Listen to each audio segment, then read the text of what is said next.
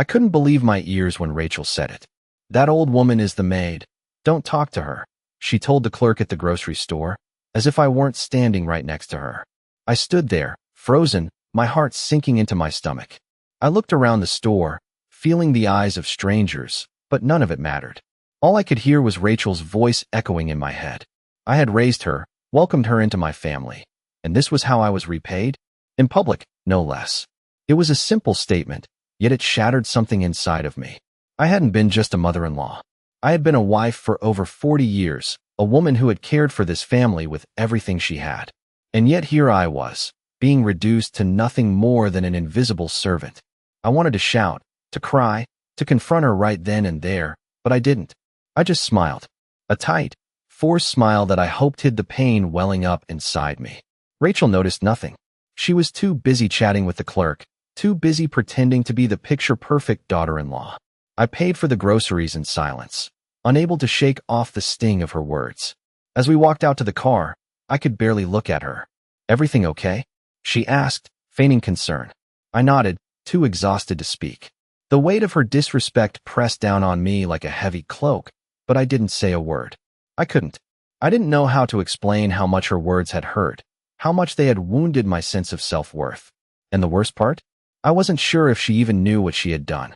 We got into the car, and I stared out the window as we drove home, the landscape passing by in a blur. My mind raced, replaying the moment over and over. Was this how it had always been? Had I really been invisible all these years, just a silent figure in the background?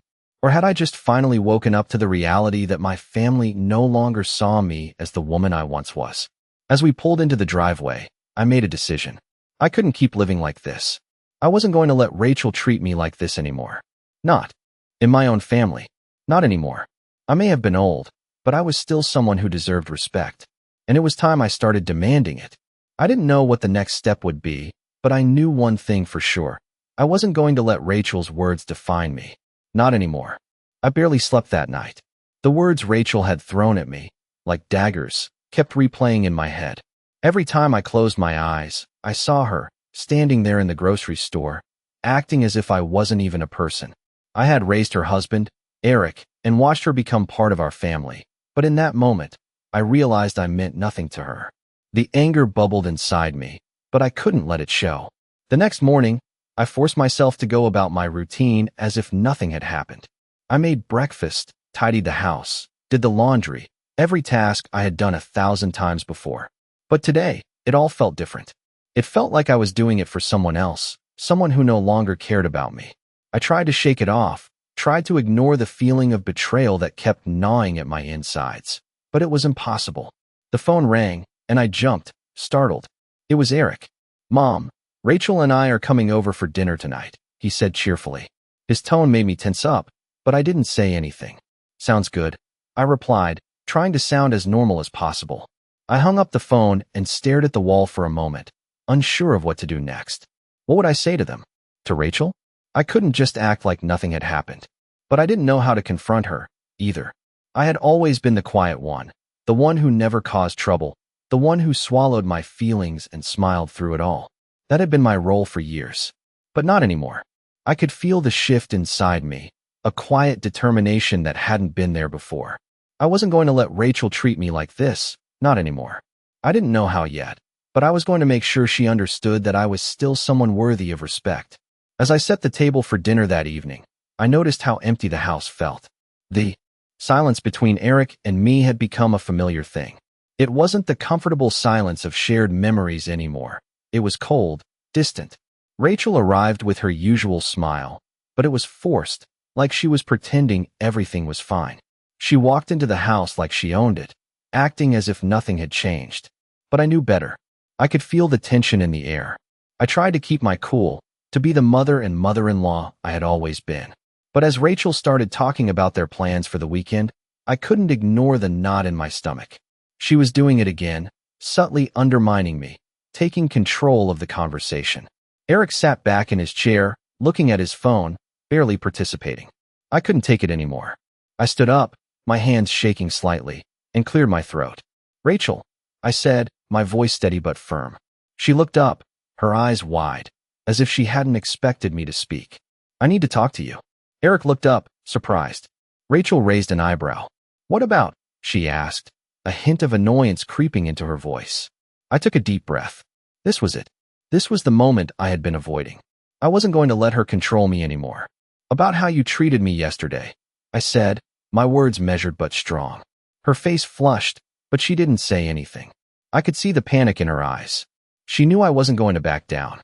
I'm not your maid, I continued, my voice quiet but filled with conviction. And I won't let you treat me like one anymore. The room fell silent. For the first time in years, I felt like I was being seen. I wasn't just the quiet, invisible mother-in-law anymore. I was Dorothy Andrews, and I deserved respect. Rachel opened her mouth to respond, but I cut her off. You don't need to say anything, I said, my voice calm. I just needed you to hear me. I turned and walked away, leaving her speechless behind me. For the first time in a long time, I felt like I had reclaimed a little piece of myself. I didn't know what would happen next, but I knew one thing. I wasn't going to let Rachel's cruelty go unchecked. Not anymore. The next few days felt like a blur. Rachel was different, her attitude colder, her words sharper. Eric was no better, avoiding my gaze, his phone constantly in his hands, as if I were no longer a part of their world. It was as if the small stand I had taken had made them uncomfortable, and they couldn't hide their disdain for me. It didn't take long before I realized they were planning something. I had seen it before, the way they moved around me like I was invisible, as if my presence no longer mattered.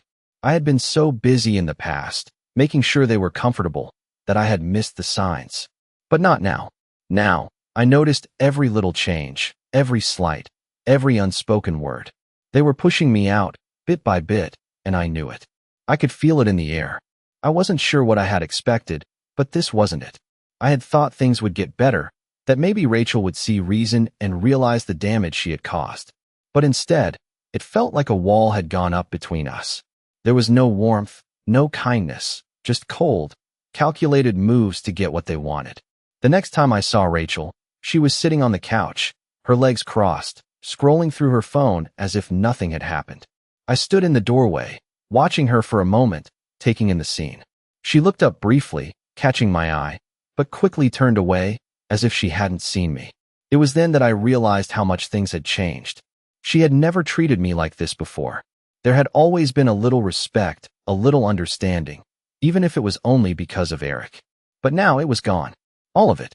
I took a deep breath, walking into the room and sitting across from her. The silence between us stretched on, heavy and thick. Finally, I spoke, my voice quiet but firm. Rachel, I need to ask you something. She looked up, her eyes narrowing slightly, as if she already knew what was coming. What's going on? Why are you treating me like this? I watched as her face shifted, the mask of civility slipping just a little. She opened her mouth to say something, but then stopped, as if she was unsure how to respond. I'm just trying to help, she said finally, her tone defensive. You're getting older, and things are harder for you. We're just trying to make sure you're taken care of. I could feel the anger rising inside me, but I pushed it down. Taken care of? I asked, the words tasting bitter in my mouth. Is that what this is about? You think I need your help? Her eyes flashed with irritation. I'm just saying, it's a big house, and it's a lot of responsibility.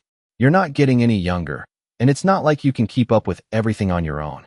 I could feel my heart pounding in my chest, my hands gripping the edge of the chair. So what? You think I should just pack up and leave?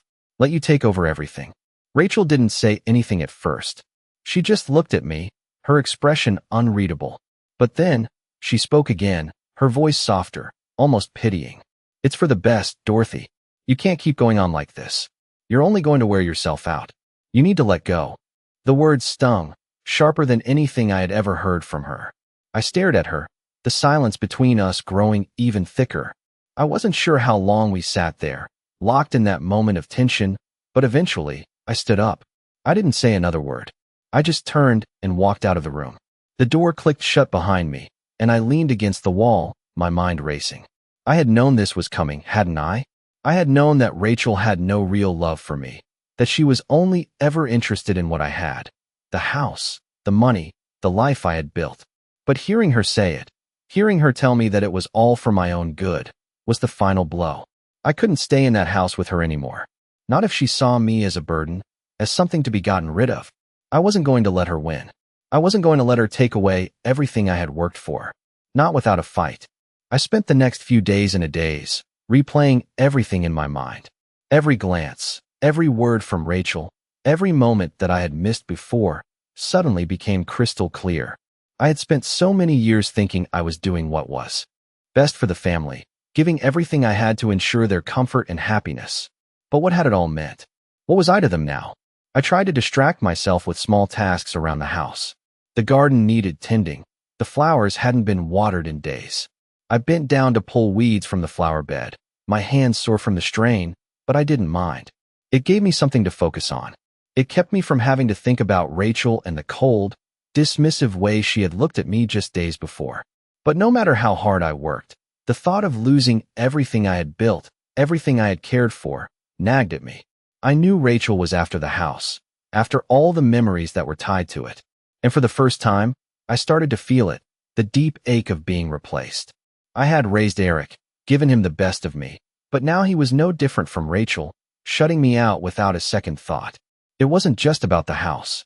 It wasn't even about the money. It was the way they had both discarded me, as if I was nothing more than an inconvenience. I tried to reach out to Eric that evening, but he was distant as always, lost in his own world. "How was your day, Mom?" he asked without looking up from his phone. I sighed, the frustration rising in my chest. "I'm fine," I said, forcing a smile. "Just keeping busy." He nodded absent-mindedly and returned to whatever he was doing. I had always been the one to make sure everything ran smoothly. I cooked their meals, washed their clothes, and kept the house in order. But now, it seemed like it didn't matter. Nothing I did could keep me from feeling like an outsider in my own home. That night, after Eric and Rachel went to bed, I sat in the living room, alone in the silence. The clock ticked loudly in the stillness, each second dragging on. My mind wandered back to the early days of my marriage, to when William and I had built this life together. It was his dream, his legacy, and now it was slipping away from me. I couldn't just let it go. I couldn't let Rachel take everything from me. I had lived through too much to be pushed aside like this. The next morning, I woke up with a new sense of determination. I wasn't going to be ignored any longer. I wasn't going to sit idly by and watch my family fall apart. I was going to find a way to fight back. I didn't know exactly what I would do yet, but I knew it was time to take control. I spent the day gathering my thoughts, organizing the papers I had kept for years, the documents that proved my ownership of the house, of everything William and I had built together. It was time to stand up for myself. No more being the quiet, invisible woman in the background. I wasn't just the maid. I wasn't just a burden. I was Dorothy Andrews, and I wasn't going down without a fight. That evening, I walked into the kitchen where Rachel was making dinner. She didn't look up when I entered, too focused on whatever she was preparing. I stood there for a moment, watching her, and then I spoke, my voice steady. "I need to talk to you, Rachel," I said. She paused, looking up at me with that same dismissive look in her eyes. "About what?" she asked, her tone sharp. "About how you've been treating me," I replied, my voice unwavering. "And about the house. This is my home, and I won't let you take it from me." She opened her mouth, but I cut her off before she could speak. "I've been patient, Rachel," I continued, my eyes never leaving hers. "But I'm done being quiet. If you want this house, you'll have to take it from me." Rachel stared at me, a flicker of uncertainty passing over her face. But it was gone as quickly as it came, replaced by that same cold expression. "You don't know what you're talking about," she said dismissively. "You can't handle this house on your own anymore." "We'll see about that," I said calmly, turning and walking out of the room. I wasn't going to let her win. Not now. Not ever. The days passed, and nothing seemed to change. Rachel's coldness toward me only grew, while Eric remained distant, more focused on his work than on his own mother. It hurt, more than I had ever thought possible. But I had made a decision. I wasn't going to be cast aside, not without a fight. I spent my time organizing every document, every piece of paper that proved my right to the house, my ownership, the mortgage, the deeds, everything. I wasn't just going to let Rachel take everything away from me. It wasn't just about the house. It was about my dignity, my years of hard work, my love for this family. I had given them everything, and now they were taking it all from me. But I wouldn't let them. I would make sure they understood that I wasn't going to be pushed aside like this. One morning, as I sipped my coffee, I heard the doorbell ring. It was early, and I wasn't expecting anyone. When I opened the door, I found Eric standing there, his expression unreadable. "Mom," he said quietly. "Can we talk?" I stepped back, allowing him to enter. The tension in the air was thick, and I could feel the weight of what was about to happen. We sat down at the kitchen table, the silence stretching between us. "What's going on, Eric?" I asked finally, my voice calm but firm. "Why is Rachel treating me like this?" He sighed, running a hand through his hair. "I don't know," he said, his voice tinged with frustration. "She's been different lately. I don't know what happened." I studied him, trying to read his face. There was something in his eyes that made me hesitate, but I couldn't put my finger on it. "Eric," I said softly, "I've been here for you your whole life. I've always put you first. And now, this is how you repay me." He looked down, avoiding my gaze. "I never meant for this to happen," he said quietly. "But you have to understand, Rachel's been pushing me. I don't know how to stop it." The words hit me like a punch to the gut. I had always known that Rachel had an influence over Eric, but to hear him admit it, to hear him say that he couldn't stop it, was more than I could bear. "I didn't raise you like this," I said, my voice trembling with emotion. "I taught you better than this. You're letting her control you, Eric. You're letting her tear this family apart." He didn't say anything, just sat there, his face filled with guilt. I could see it in his eyes. He knew I was right, but he didn't know how to fix it. "I've been trying to figure out what to do," he said finally. "I've been talking to Rachel about maybe moving into a smaller place, something that would make it easier on you. We could sell this house, and you could have some money to live on."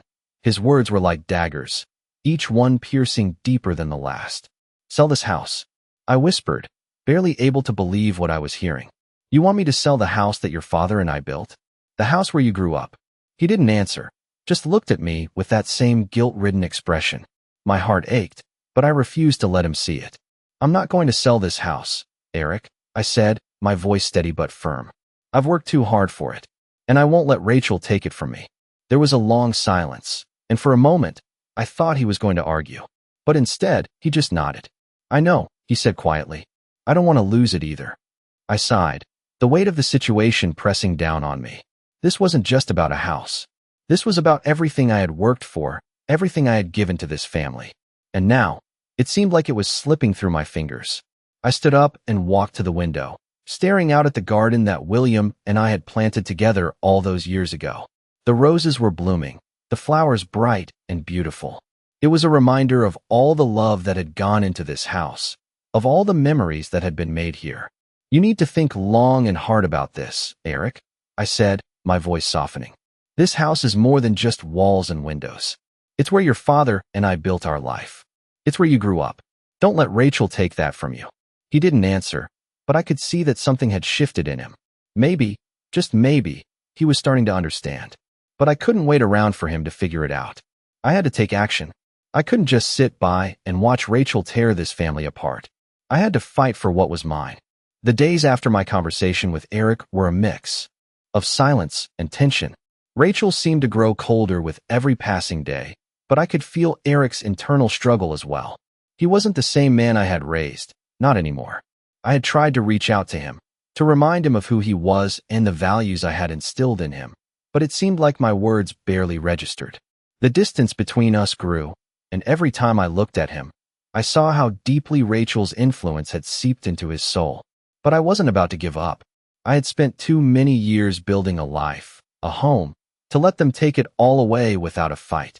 I needed to find a way to make them see reason, to make Eric understand that his loyalty to his wife should never come at the cost of his own mother. The weekend came, and with it, another family dinner. Eric and Rachel arrived together, but there was something different this time. Rachel's smile was cold, and her words had a sharpness to them that I hadn't noticed before. She greeted me with the same feigned warmth, but I could tell there was an underlying current of contempt behind her eyes. The moment she entered the house, she started taking control of everything. The way she rearranged the seating at the table, the way she directed the conversation, it was all so calculated. It was as if she had already taken over, as if I were just a guest in my own home. Eric, as usual, sat back and let her lead, never once questioning her authority. I tried to ignore it, tried to focus on the conversation, but the weight of her presence was too much. As dinner went on, Rachel casually brought up the idea of selling the house again. You know, Dorothy, we've been talking about it, and it really seems like it's the best option. You can't handle this house on your own, she said, her voice dripping with false concern. I felt my blood run cold. She wasn't even trying to hide it anymore. It wasn't just about the house. It was about erasing me, taking away everything I had built. I couldn't just sit back and let her do this. I can handle this house just fine, I said, keeping my voice steady. I've lived here for decades. This house is my home, and I'm not going anywhere. Rachel looked at me with a raised eyebrow, as if she were humoring me. Of course, you can handle it, she said with a forced smile. But it's just not practical. You can't maintain it alone. Eric and I want to start a family, and we need space. I clenched my fists under the table, but I didn't say anything. I knew what she was doing. She was trying to manipulate Eric, trying to get him to side with her. I had raised him to be a good man, to respect his family, but it felt like he was already slipping away from me. I could see the doubt in his eyes, but he didn't speak up. He just sat there, silent, as if he were waiting for someone else to make the decision for him. I couldn't keep waiting for him to come to his senses. I had to take matters into my own hands. That night, after dinner, I retreated to my bedroom, the familiar silence of the house wrapping around me. I felt the weight of the years, the weight of the betrayal, bearing down on me. I had spent so much time making sure everyone else was happy, but where had that left me? I had to do something. I couldn't just let Rachel win. I couldn't let her take everything from me. I spent the next few days planning, gathering the information I needed, preparing myself for the next step. It wasn't just about the house. It was about my dignity, my right to be treated with respect. I had given them everything, and now it was time to take back what was mine. The next time Rachel came over, I was ready. She walked into the house like she owned it, but this time, I wouldn't let her get away with it. Rachel, I said calmly, my voice unwavering. I know what you're doing, and I won't stand for it. She stopped in her tracks, a flicker of surprise crossing her face. What are you talking about? She asked, her voice laced with irritation. I'm talking about you trying to push me out of this house, trying to take everything from me, I replied. I'm not going to let you. Not now, not ever. Her smile faltered, and for the first time, I saw a crack in her composure. You can't keep this house, she said, her voice low. You're too old to maintain it on your own. I don't need your permission, I said firmly. This house is mine, and I'm not going to let you or anyone else take it from me. Rachel didn't say anything for a long moment. I could see the anger building in her, but I didn't back down. You need to leave, Rachel, I said, my voice steady. I've had enough of your manipulation. I won't let you destroy this family. She looked at me, her eyes narrowed, but she didn't argue. She turned and left without another word. I stood there, my heart pounding in my chest. I didn't know what would happen next, but I knew one thing for sure. I had taken control. I had stood up for myself, and I wasn't going to let anyone push me around anymore. The next few days were tense, but a strange sense of clarity settled within me. Rachel didn't come by, and Eric seemed distant, as if unsure how to approach me after our conversation. I couldn't help but feel a small spark of victory. I had made myself clear, and for the first time in a long while, I felt like I was standing my ground. But still, I couldn't shake the feeling that something more was coming. The house felt emptier than ever. The silence between me and Eric was deafening, and Rachel's absence felt like a storm just waiting to break. I knew I couldn't keep living like this, walking on eggshells, afraid of the next move they'd make. One evening, as the sun began to set and the shadows stretched across the room, I decided it was time to take another step. I needed to get ahead of them, to ensure that they couldn't push me out again. I went into the attic, a place I hadn't been in years, and began sifting through old boxes. I found old photos, letters from William, and receipts that told the story of our life together. The old paperwork was scattered across the attic, but I knew exactly what I was looking for. The deed to the house. I had always kept it close, hidden away in a safe place, just in case something like this ever happened. As I opened the envelope and pulled out the yellowing paper, I couldn't help but smile. It was mine. No one could take it from me. I had worked for this, fought for this. I wasn't going to let Rachel take it all away. The next morning, I took the deed and walked into Eric's office. He was sitting at his desk, his face buried in his computer screen, but when he saw me standing there, he immediately looked up. Mom, he said, his voice uncertain. What's going on? I placed the deed down on the desk in front of him, my hands steady. I'm not selling the house, Eric, I said, my voice firm. And I'm not leaving. This is my home, and I'm going to keep it. He stared at the paper for a moment, the weight of the situation settling in. I could see the hesitation in his eyes, the conflict between his loyalty to his wife and his loyalty to me. But he didn't say anything. He just sat there, silent. I've spent my whole life making sure you had everything you needed, I continued, my voice growing quieter. But I'm not going to let Rachel push me out. I won't let her take everything from me. Eric didn't respond, but I could tell he was thinking, processing what I had said. After a long pause, he sighed and rubbed his face. I know, Mom. I know, he muttered, his voice barely above a whisper. But I just don't know what to do. The pain in his voice was unmistakable, and for a brief moment, I saw the son I had raised, the boy who once looked up to me with love and respect. But that boy seemed to be slipping away. You need to make a choice, Eric, I said gently, my tone softening. You need to choose what kind of man you want to be. Don't let Rachel control you. Don't let her take away what matters. He didn't look at me, but I could see the guilt and uncertainty in his posture. I wanted to reach out to him, to tell him everything would be okay, but I knew that wasn't true. He had to find his own way, just as I had. I turned to leave, but before I could step out of the room, Eric spoke. I'm sorry, Mom, he said quietly. I'll figure it out. I promise. I nodded, not trusting myself to speak. There was nothing more I could say.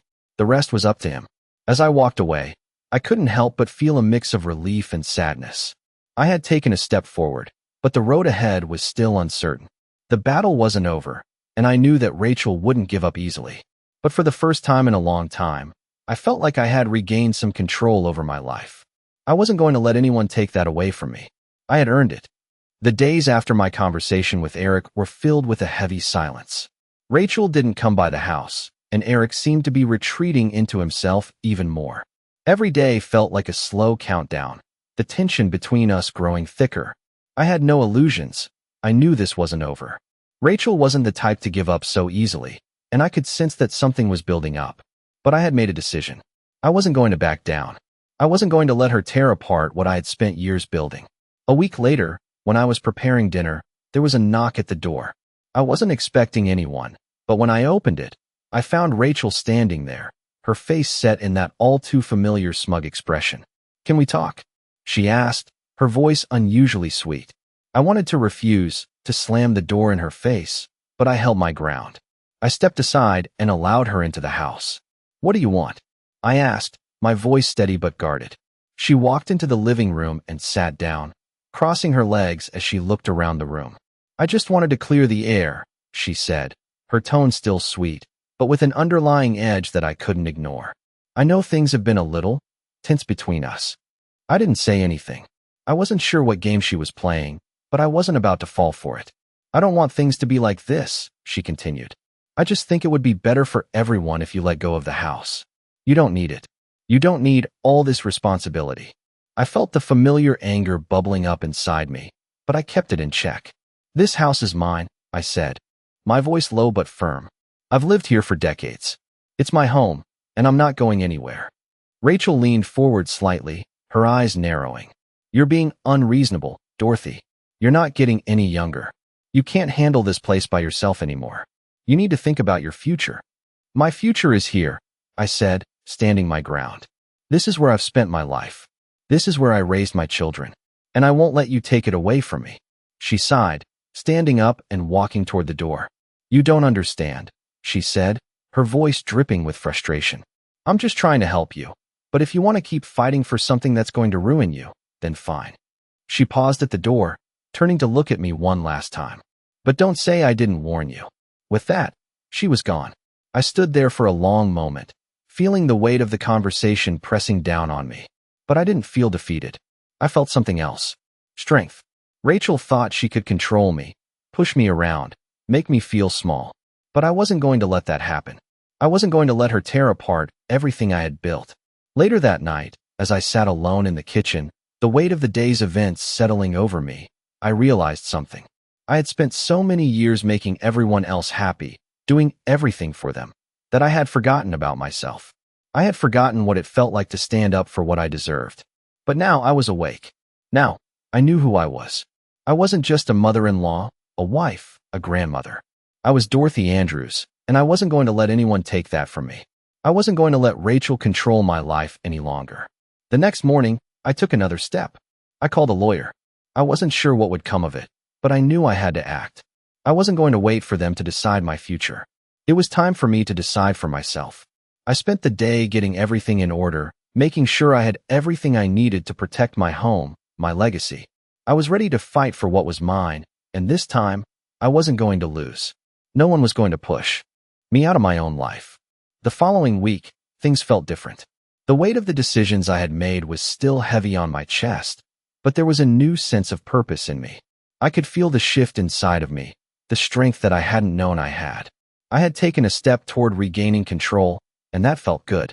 I knew it wasn't going to be easy, but I wasn't afraid anymore. I had always thought I had to put my family first, to sacrifice for them, but somewhere along the way, I had lost myself. Now, I was finding myself again. I was going to fight for my home, for my place in this world, and for the dignity I deserved. I could feel Rachel's presence looming over me, but I wasn't going to let her intimidate me. That afternoon, as I sat in the living room, going over the paperwork I had gathered, the doorbell rang. I wasn't expecting anyone, but when I opened the door, there she was, Rachel, standing on the doorstep, her expression tight. She didn't say anything at first, just stood there, almost as if she was waiting for me to speak. Finally, I spoke. "What do you want, Rachel?" I asked, my voice steady. She took a deep breath, then stepped inside without waiting for an invitation. "I think we need to talk," she said, her tone more serious than I had heard in a long time. We walked into the living room, and she sat down on the couch, her eyes scanning the room as if she were evaluating every corner. I didn't say anything, just waited for her to continue. "I know you're upset," she began, her voice softer than usual. "But you have to understand, this isn't just about you. It's about what's best for all of us." I frowned. "What's best for you? You mean?" I said, the bitterness slipping out before I could stop it.